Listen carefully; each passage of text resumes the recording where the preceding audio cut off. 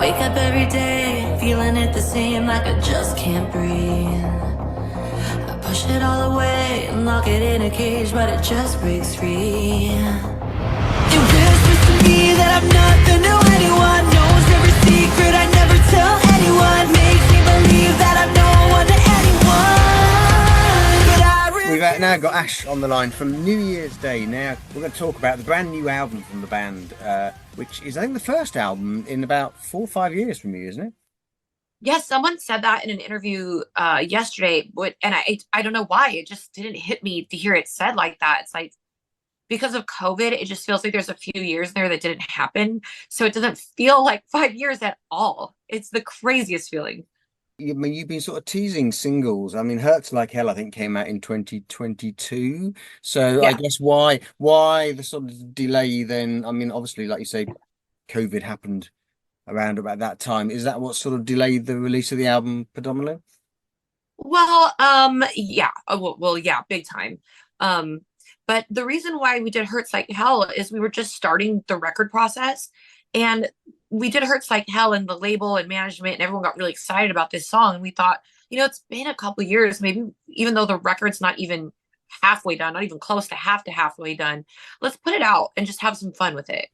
Just get back out there. But I refuse to give up. I refuse to get down. Trying to find a way out, 'cause I still believe. I refuse to give in. Won't become a victim of my own disease, 'cause I still believe. I'm familiar with you because I think I was looking back when I Googled you, as you do, ahead of these interviews. I can see that it must be close to nearly 20 years of New Year's Day next year, is it? I started the band when I was a wee baby. But is that a surprise to you though, that you've been doing this, I guess, for 20, nearly 20 years next year? No, because as far as I could remember, like as long as I could remember, I've always wanted to be a musician and write music and be in a band. And so no, I'm not surprised at all that I'm still doing it. No. And I say, I mean, I've listened to Half Black Heart, which is the album, and it's very Awesome. good. And I'm obviously aware of you in the past, but I think this is a really good album. I mean, how, and if perhaps like me, you're really coming across you for the first time on this album, how would you describe it as a change for New Year's Day, I suppose? I mean, if I then go back and look at the preceding albums, is it the same? How much of an evolution is it, I suppose? Yeah, I feel like it's more thought out. It's more thought out. I feel like when I think of New Year's Day, because we've been doing the band for so long, there's only 3 albums that really count to me, because the other ones we did when we were so young. So Malevolence, Unbreakable, and now Half Black Heart. I feel like Malevolence was our first kind of putting our flag in the ground of who we are and what we sound like and what we bring to the scene that's different. And then Unbreakable was kind of exploring where we could go with that, and maybe some experiments worked out and some didn't. But then after all that experimentation, we really got a clear view of who we were again. So this feels like just a well thought out, evolved finger on the pulse of what New Year's Day is.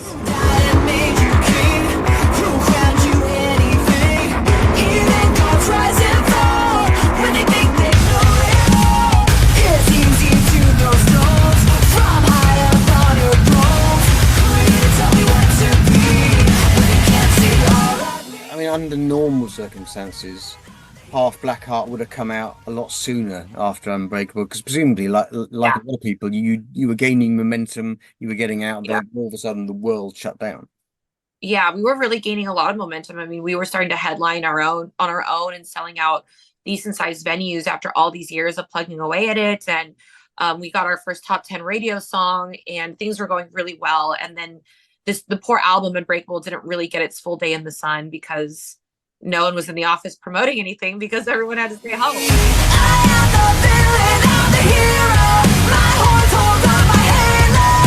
Inside the dark of this half black heart. I feel alive in all the sadness. Feel pretty when I'm savage. There's beauty in the skies of this half black heart. You've got a change of personnel on this album, but in fact some familiar faces coming back.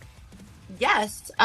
So Malevolence, our lineup for Malevolence came back. So after Malevolence, that's when New Year's Day really began to tour heavily. That's when we started, the offers started pouring in. And I think touring it's really hard on people. It's a hard life. And after a couple of years of that, some of the band was like, maybe this isn't for us anymore. And then they took a couple of years break. And to my surprise, we always kept in touch. They're like family, but to my surprise, they wanted to come back. And so did that make much of a difference to the sound? Does this album then sound more like Malevolence does because of the personnel involved in it? Yes, Jeremy Valentine was a big part of the guitar riffs on Malevolence that were so uniquely New Year's Day. Like no one sounded like the way we sounded. And having him come back, the first riff he brought to me was a riff that's now on a song called Vampire. And that song feels like Malevolence, but evolved. How do I unbreak my heart? Reverse all the pain. Put the broken pieces that were shattered back into place. How do I unbreak my heart? Though it still beats, this hole in my chest, I still. And at the moment, I think I Still Believe is the single that came out. Yes, that's the single in the UK. I mean, are there any particular favourites on the album? And I guess this is about the fourth or fifth single that's come off of it. I mean, I would say listening to the album, and it's not a single, but and obviously I tend to have a sort of something that plays well on radio is Unbreak My Heart is a it's short release that because that's got radio airplay written all over it. Oh, awesome. Thank you. I'm glad. That song was a song close to my heart. It was an 11th hour song. And I had the song title and concept first, and then we kind of worked backwards from that. And so are there any particular favorites on the album or ones that sort of mean more to you on there? I think if I had to pick my favorite three, we'll say Vampire, a song that no one's heard yet called Bulletproof, and Secrets are my favorites. I feel like I'm the most proud of my performance on this song called Bulletproof. I feel like people are really going to enjoy the emotion that's conveyed in the vocal performance. And I went to a place that I haven't gone to in any other record. So I'm excited to share that. And Secrets is just a personal song. I'm really proud of the message that I was able to get out of my head and onto paper. I was going through a lot of personal stuff, and I just feel like the word secrets was a big keyword for my 2023. And it's just about the feeling that someone is keeping secrets from you and that weight of having to carry that around every day. And Vampire just rocks. So I just love that song. Like I told the boys, if this wasn't a New Year's Day song and I heard it on the radio, I'd be so jealous. But it's not, it's our song. You want my blood, you want the high, you wanna kill what gives me life. So feast on me, I hope you choke.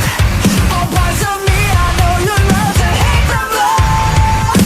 I hope you choke. You can bite into me, you can sink in your teeth, suck the life out of me, then put it up.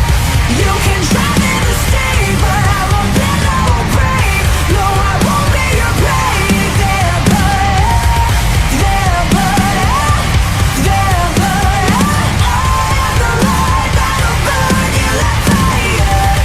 Then put it up, you won't suck the life out of me.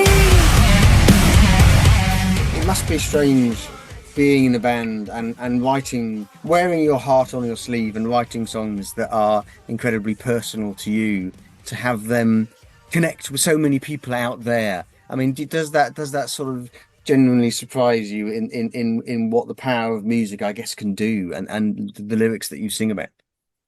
No, because I'm so connected. I have such a deep connection with music and how it affects me. So no, I don't get surprised by that. But I do say when we write, I don't think about that. I'm not thinking about, well, if I say it this way, will it resonate more with people? I kind of write for myself.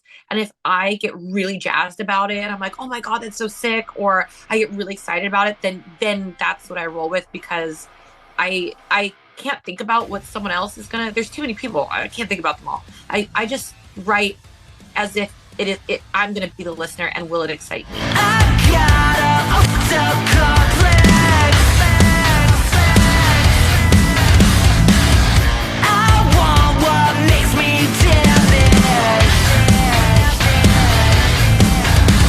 The deeper I fall in this cycle, I just can't deny. And obviously you've got a very distinctive look. And I seem to remember my daughter, who's only 16 now, bumping into you, I think, in the toilets and Download one year and commenting on what great hair you've got with that red and black. I mean, and it is. Yeah. I mean, it looks phenomenal and it's very distinctive. But do you feel that you could never change it now and turn it into blonde or blue or something? Actually, that was my COVID project. I went half blonde, half black for like 2 years. Yeah, I did. But the upkeep, oh my gosh. No, thank you. I'm too lazy. So we're just going to stick with red and black. I'm not going to change it.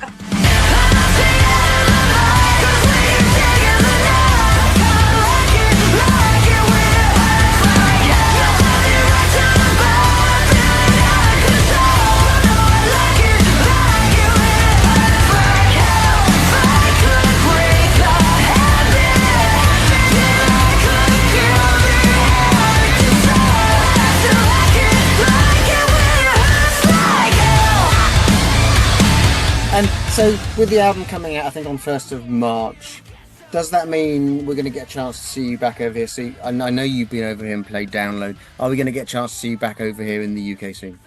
My lips are zipped. Well, I'm going to take that as that's not a no. Not a no. It's not a no. Leave you hanging a little bit. And I guess, will there be any more singles to come off the album now? I guess with the album coming out, is that it now, single wise? For now, we're gonna stay focused on the song "Half Black Heart." That's the single out here. So we're gonna just kind of sit on that for a little bit.